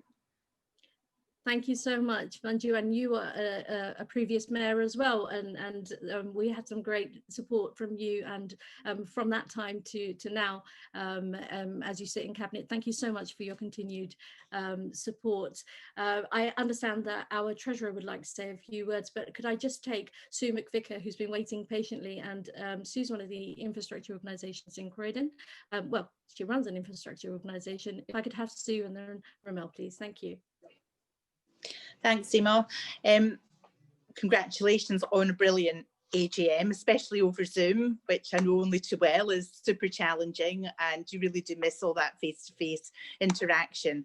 So it's absolutely brilliant. And it's really unusual because we work together all of the time, but you hardly ever get a chance to actually say thank you. So I really wanted to just say that, you know, over the last year, and particularly this year, we've worked together so closely that I have, you know, really benefited, as has our organisation, from, you know, our partnership and building on that. We're able to have a wraparound support right across the sector in Croydon, and, you know, as an infrastructure organisation, you know, really recognise just how essential it is that we both provide both the strategic support borough-wide, but also that we have service provision as well. Because I think we both realise that the hands-on work puts us into a privileged and a relevant position to support our groups and volunteers out there in the very best way. I've got the utmost respect for Emma and all of the team at ARCC, and personally look forward to our future working together alongside all of our other partners out there. Thanks for all the help and support that you give to us over at CNCA. We hugely appreciate it. Thank you. Thank you so much, Sue, and possibly one of the people that works closest with me, and being a female CEO and having another stations that really inspire one another, and you know, big up the girls in Croydon. We have lots of female CEOs in Croydon. That's a great thing.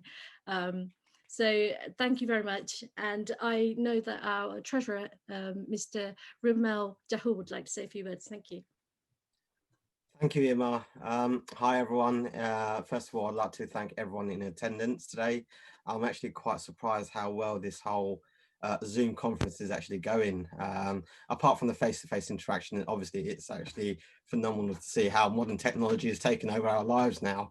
So, but yeah, I just want to say a few thank yous to some special people. Obviously our board of directors, our trustees, our service users, who have always been there to support us. But I also would like to say a special thanks to our staff, and I'm going to name some of them very quickly.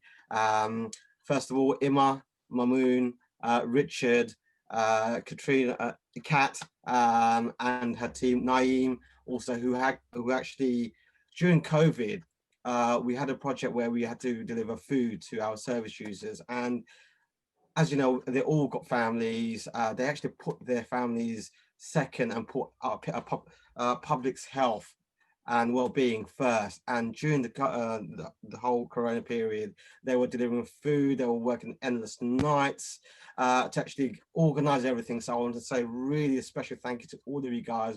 You guys put yourself, you know, out there. You didn't even think about your own health, but the public's health, which is amazing. So special thank you to you guys.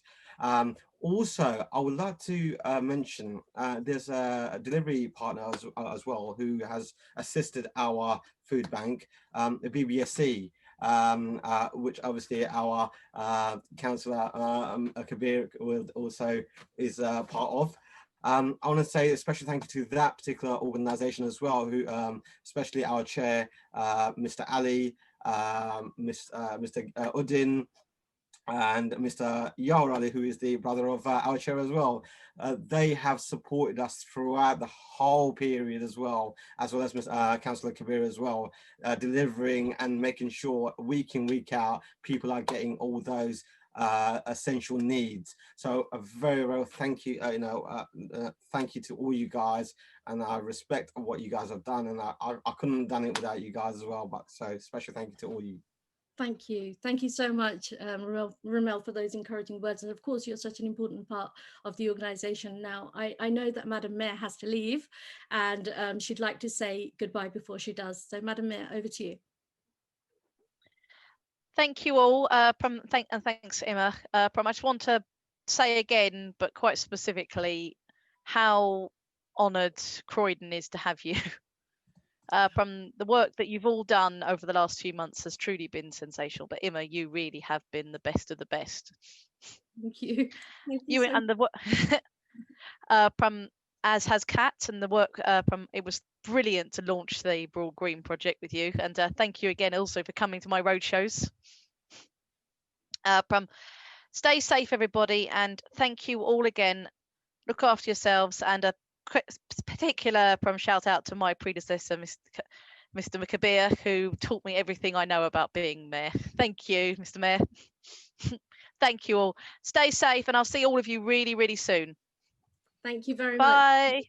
much, Mayor. Thank you very much, Madam Mayor, for coming and sharing those lovely words with us. I know Councillor Andy Stranack would like to say something, and then could I ask my friend and someone who leads the Brit Bangla COVID-19 group, Ripon Ray, if you're still there. So after Andy Stranack, thank you. Hi, just to say I had a great time last week at the Hub chatting to Emma, but I came away feeling very guilty because as we were chatting, there were so many workers and volunteers packing up food bags and stuff like that. I came away thinking, oh my gosh, I should have helped. So next time I come, I promise I will help pack some food bags. But thank you so much for hosting me last week. It was fascinating to hear from you and hear about the wonderful work you're doing. Just a message to Ash if he's still here. I was in Mayday a few years ago, very close to death, had a very similar dream. So thanks for being an inspiration to us today. Thank you very much for inviting me today. Thank you so much, Andy, and it was a pleasure to meet you last week and hear about all the things you're doing. We have to move this segment along, so the last person to speak will be Mr. Ripon Ray, and then if we could, we'll move the agenda along because I know people are starting to drop off, and 1 o'clock will be everyone's tolerance level, so I'm going to try and wrap this up. So if I could have Ripon Ray, and then we'll move on. Thank you.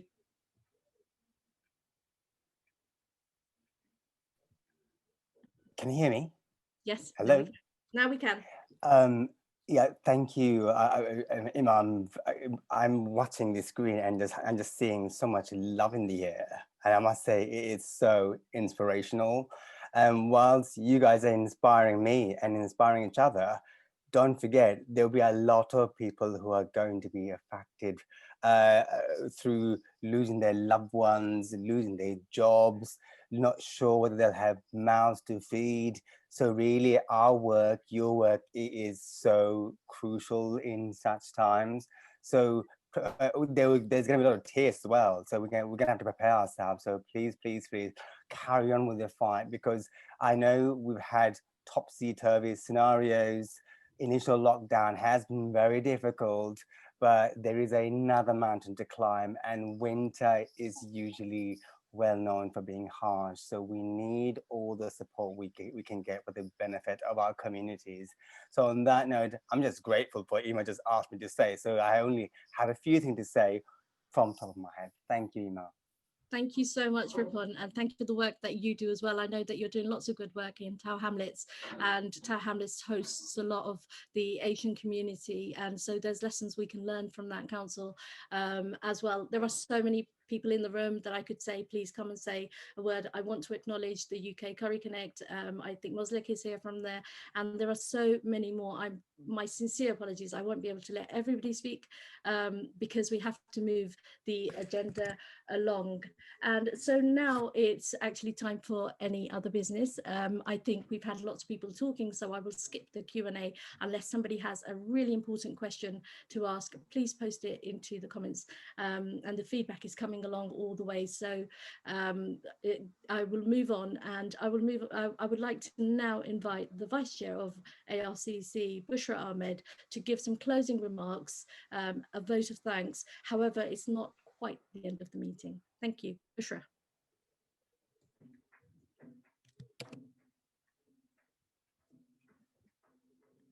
Bushra, please unmute. Yeah, I know.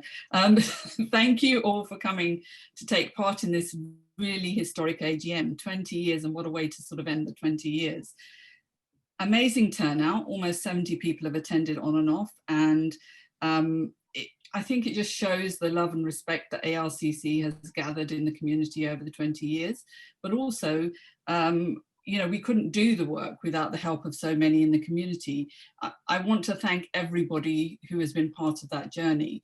So for us, it's our funders, the Croydon Council especially, have been so supportive over the years, but also people like Local Trust who have funded the Big Local Broad Green project. And by bringing that into the community and enabling us to run the hub, the partnership of ARCC and Big Local has been of immense value during the COVID recovery for having that hub to be able to deliver those services.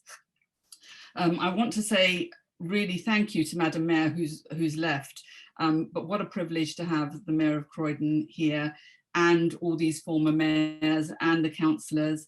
Thank you, Steve Reed and Sarah Jones, for your messages. I mean, we've always had the support of so many of the councillors and MPs, and it's really vital that we have that support because that enables us to do the job that we do. I'm not going to go into too many details because of time, but I really want to thank the board. The board of ARCC has been absolutely amazing in this sort of COVID time in adapting to how we hold meetings and how we come together, and, you know, coming together for emergency meetings and stuff like that has been just, you know, really, really valuable in us being able to allow the staff to move their work forward. But the staff, I mean, I think the main thing is the staff. They are the heart of the organisation. The Big Local team, Emma and the Big Local team and all the staff, Mamoon, Deba, all of them, I'm astounded by the way that when COVID hit, they were able to immediately just come together, provide that service, change the delivery of what they were doing from a food club and a coffee morning to just delivering that food, Asian food that people wouldn't normally get, hot food delivered to people who are most vulnerable in the community. And that was just so incredible. But during all that, the fact that they were able to, Emma was able to, with the team and the support of the rest of the staff, make this incredible incisive report around COVID using the data that we've gathered here in Croydon, which I know has already been of immense value to other boards and the London Recovery Board at the GLA, who have taken it and have looked at their findings. And I think that's going to be really, really important going forward in how we look at the response to COVID going forward. But I urge you all to have a look at that report and look at the data. It's been really, really valuable. I won't take too much time. Thank you all so much for attending, for taking your time out. I wish you all a safe and secure end to 2020. I look forward to the next 20 years of ARCC going from strength to strength. Do stay for the entertainment if you can. And thank you so much for all your support. Thank you so much, Bushra, for your thank you speech. And can I just acknowledge that Councillor Margaret Bird is in the room as well, and Vinod Anand from Confluence. My apologies that I skipped you. I hadn't noticed that you had your hand up, so I'll give an opportunity to Councillor Bird and Vinod Anand to say 30 seconds, if you will, please. Thank you. Thank you very much, Emma. It's been a pleasure being here this morning, listening to everybody. I won't keep everybody very longer because you are overrunning and everybody has probably said everything that there needs to be said. But just thank you for inviting me. I've enjoyed every minute of it. Thank you so much. And Vinod, is Vinod still here? Yes, if you can. Vijay. Apologies, Vijay. I just. Oh, hi. Thanks for giving me this opportunity. I am Vijay Anand. I am the editor of Confluence. Nice to meet you. Thanks for the invitation, even though I haven't been able to take part in many of your meetings in the past. You keep sending me invitations, so I'm really glad. There was a time when my dad was the editor in charge of Confluence, he used to come to your organization a lot, and I still remember Mr. Chandrababu, Manju Sahul Hamid, the former mayor, and Mr. Kanasundaram and Maun. They were all very good, people, and they are always welcoming me whenever I used to come there. So I'm really glad that I was able to take part today and see you all. All the best to your institution. I hope in future I'll be able to take part in your fundraising activities. Thank you again. Thank you so much, Vijay, and apologies I called you Vinod. So we've come to almost the very end of our AGM, and with 55 people in the room, we've not done too badly, have we? So it remains for me to say thank you to everyone. I won't name every individual. You all know what you are to me, because I've reached out to all of you and thanked you personally. And my sincere thanks to trustees and staff who've made this event happen. AGM via Zoom, we were wondering what would happen. Looks like some great things have happened. And I want to leave you with a logo. We normally give food, we normally give entertainment, we normally give information. Sorry, it didn't happen quite like that, but I would like to leave you with a little bit of entertainment. And for you, we've got especially a local musician, Mr. Ranit Shail, who's recorded a small song. So I will say goodbye to you all, and please leave after you've heard the song. It's lovely. Thank you. Hello everyone, my name is Ranit Shail and I'm a musician based in London. I've been asked by the lovely and beautiful Aima to sing a few songs for your AGM, the annual general meeting. And yeah, hope you like the songs. And just a shout out to our Arcc for doing tremendous work throughout the whole year.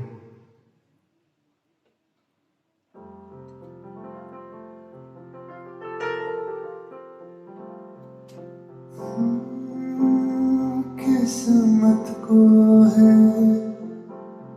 मंजूर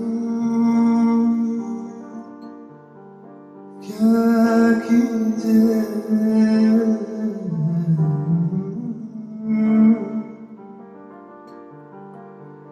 किस्मत को है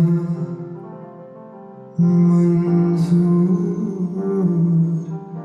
क्या कीजिए मिलते रहे हम बदस्तूर क्या कीजिए दिल कह रहा उसे मुसलसल कर भी आओ वो जो रुकी सी बाकी वो जो रुकी सी चाह बाकी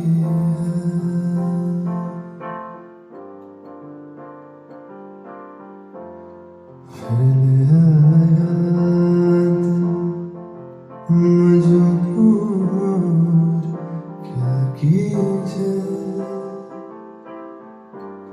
मेरा रहमत क्या कीजिए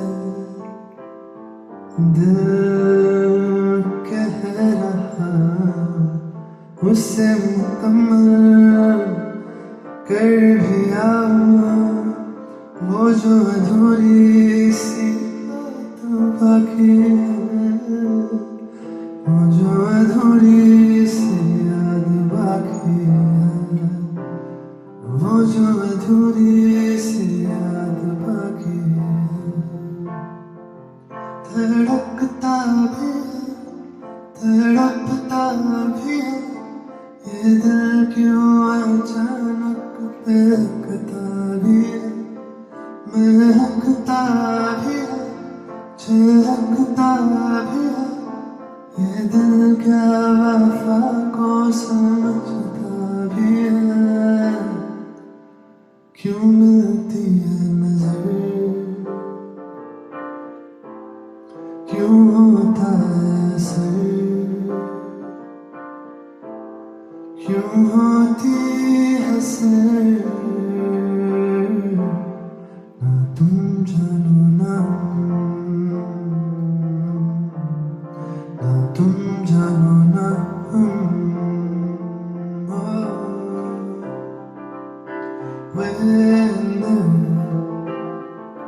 we lost the way, we lost the way.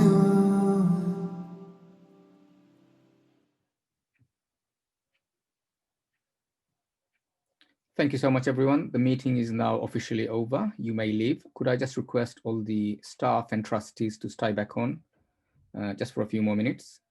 Once again, thank you all and have a great day.